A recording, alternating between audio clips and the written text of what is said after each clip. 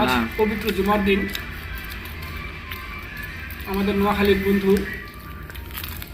জাবেদ আক্তার শিফাত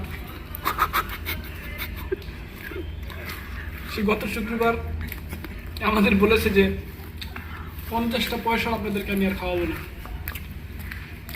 কিন্তু আলহামদুলিল্লাহ আল্লাহর রহমত জোর করি খাইছে তার মন আকাশের মতো বিশাল, সমুদ্রের মতো গভীর। ভাই আমার মারণ লাগবে চল তো সে আমাদেরকে রুটি খাওয়াতে নিয়ে এসেছে। রুটিটা কেমন হয়েছে? অসাধারণ, মাইন্ড ব্লোয়িং, বলার বাইরে। চিনির রুটি।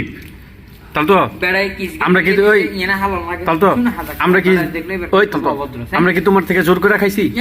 সত্যি সত্যি কথা বলবা, রোজার দিন জোর করে খাইছি? কিরে ভাই অপমান। তোমার সাথে কে জোর করবে?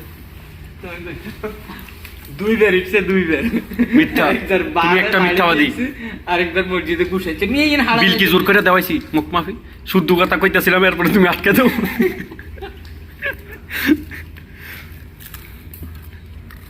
রুটি কিন্তু মজা আছে তো।